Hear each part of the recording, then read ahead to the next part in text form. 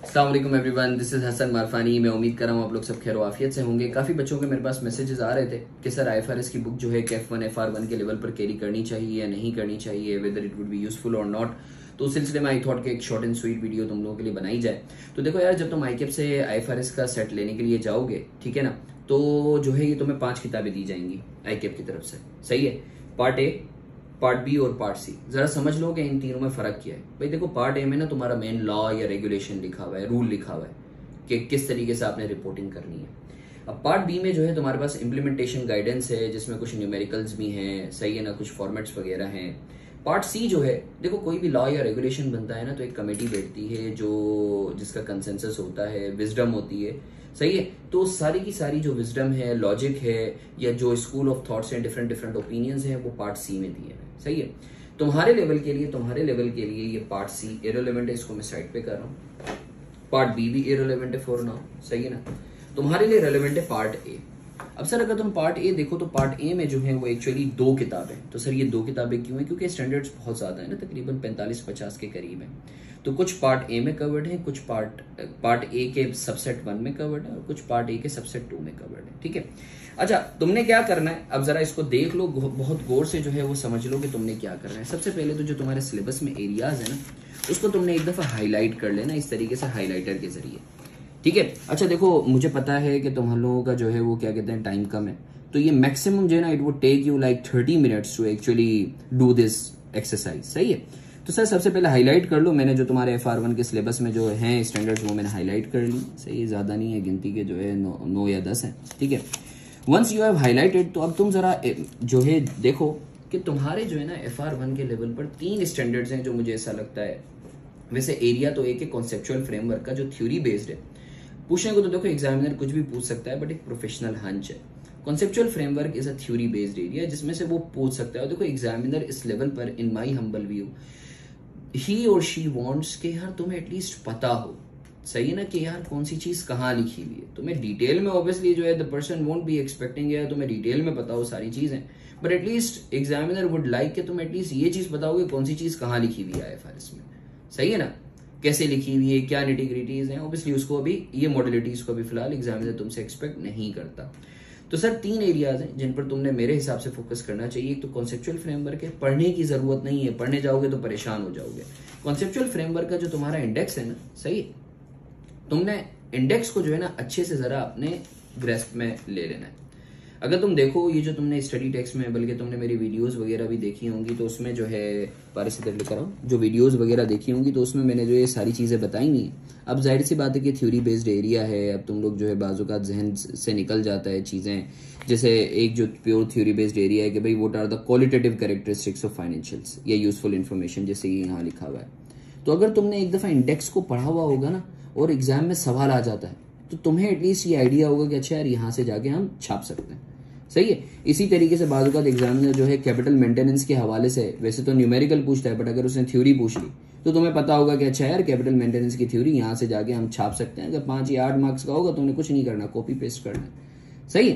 तो सर ये इस तरीके से इंडेक्स को अच्छे से ग्रिप में कर लेना, ताकि तुम्हें पता हो कि अगर तो आ जाए तो यार तुमने किस तरीके से लिखना है। अच्छा, मैंने जो है आसानी के लिए क्या किया, ये फ्लैग्स लगाए हुए हैं यहाँ, ताकि एग्जाम में, जाहिर सी बात है तुम वैसे ही इतने परेशान होते हो, इतनी मोटी किताब है, तो रादर देन के तुम इतना ढूंढना शुरू कर दो, इट्स बेटर कि ये फ्लैग लगे हुए होंगे, तुम्हें पता है कॉन्सेप्ट, ये तुमने इंडेक्स, डायरेक्ट इंडेक्स पर आ गए।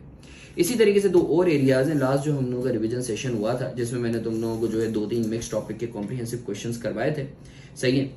और उससे पहले मैंने तुम लोगों को IAS 16 और 40 के डिस्क्लोजर्स बाकायदा मैंने तुम लोगों को अच्छे तरीके से जो है वो समझाने के साथ साथ गिरदान भी करवाई थी मैंने तुम्हें, सही है। जैसे IAS 16 के 12 डिस्क्लोजर्स हैं, 8 कॉस्ट मॉडल के हैं, 4 रिवैल्यूएशन मॉडल के हैं, बट अगेन जो है याद रखना बाज़-औक़ात मुश्किल होता है, ठीक है। जैसे एग्जामिनर ने पूछा भी एक दफा, जो है मेरे ख्याल से कुछ अटेम्प्ट पहले की बात है कि 16 के जो है उसने 8 मार्क्स के डिस्क्लोजर्स पूछ लिए थे। तो सर न्यूमेरिकल्स तो माशाल्लाह जो है तुम लोगों को आते हैं, सही है, बट थ्योरी अगर आ जाती है तो उसके लिए जो है IAS 16 के डिस्क्लोजर जो है, ये मैंने फ्लैग लगाया हुआ है, सही है। तो तुम IAS 16 के डिस्क्लोजर्स पारिस इधर लेकर आओ, तुमने इधर फ्लैग लगा देना है। ये IAS 16 के डिस्क्लोजर्स हैं, सही है। इस तरीके से मैंने हाईलाइट, ये ऑलरेडी तुम लोगों ने पढ़ा हुआ भी है, ठीक है। तो अब सर ये 2 तरीकों से जो है वो तुम्हारे काम आ सकता है। या तो लेट से थ्योरी आ जाती है तो तुमने कुछ नहीं करना, ये डिस्क्लोजर्स छाप देने, सही है। या फिर अगर न्यूमेरिकल आता है, अब न्यूमेरिकल में देखो नॉर्मली जो है ना एग्जामिनर के जो है अगर तुम पीपी का डिस्क्लोजर देखो तो वो 4 डिस्क्लोजर्स पूछ रहा होता है कि भाई आपने मेजरमेंट बेसिस बतानी है, आपने डेप्रिसिएशन मेथड बताना है, यूजफुल लाइफ बतानी है, और आपने रिकंसिलिएशन बनानी है जिसको हम स्केड्यूल के नाम से भी जानते हैं। बट 4 ऐसे डिस्क्लोजर्स हैं जो नॉर्मली जो है वो बच्चों को नहीं पता होता या वो भूल जाते हैं कि अगर तो आपने कोई कॉन्ट्रेक्चुअल कमिटमेंट की भी है पीपी को खरीदने की तो उसे भी डिस्क्लोज करना है, या अगर जो है let's say capital work in progress पे ड्यूरिंग द ईयर कोई काम हुआ है तो उसकी भी मूवमेंट बनानी है, या इसी तरीके से डेप्रिसिएशन मेथड के डेप्रिसिएशन एक्सपेंस किसी और एसेट को लगाने में जो है कोई मशीनरी लेट्स से किसी और एसेट को बनाने में इस्तेमाल हुई तो उसका डेप्रिसिएशन जो है उस दूसरे एसेट की कॉस्ट में चार्ज होगा, सही है। या इसी तरीके से जो है एसेट आपके जो है प्लेज्ड है, सही है, एज अ कोलेटरल आपने रखवाए में, तो examiner there is a possibility कि न्यूमेरिकल में जो है ना ये 1 2 3 लाइनें लिख दे कि भाई कंपनी ने जो है इतने जो है एसेट्स जो है वो प्लेज करवाए में, तो तुमने बाकायदा उसका डिस्क्लोजर देना है, सही है। तो कुछ नहीं करना, सिर्फ कॉपी पेस्टिंग है, बट तुम्हें पता हो कि अच्छा यार ये चीज भी लिखनी है, सही है ना। तो एग्जामिनर का जैसे नॉर्मली कमेंट होता है कि भाई बच्चों को पता ही नहीं होता कि ये चीज लिखनी है, तो अगर तो लेट से डिस्क्लोजर का सवाल आता है और कोई ऐसी चीज अनहोनी चीज आ जाती है जैसे तुमने पढ़ ली कि यार जो है लिखा हुआ है कि भाई this plant has been pledged as a collateral against the loan, सही है, ये company has committed to purchase the PP in next 2 years, तो इसका एक लाइन आपने डिस्क्लोजर दे देनी है, सही है। तो ये अभी तो मैं बता रहा हूं तो आई एम श्योर तुम्हें याद रहेगा, बट अगर in case someone forgets to actually जो है रिमेंबर दीज डिस्क्लोजर्स तो ऑब्वियसली तुम्हारे लिए आईएफआरएस काम आ जाएगी, ठीक है।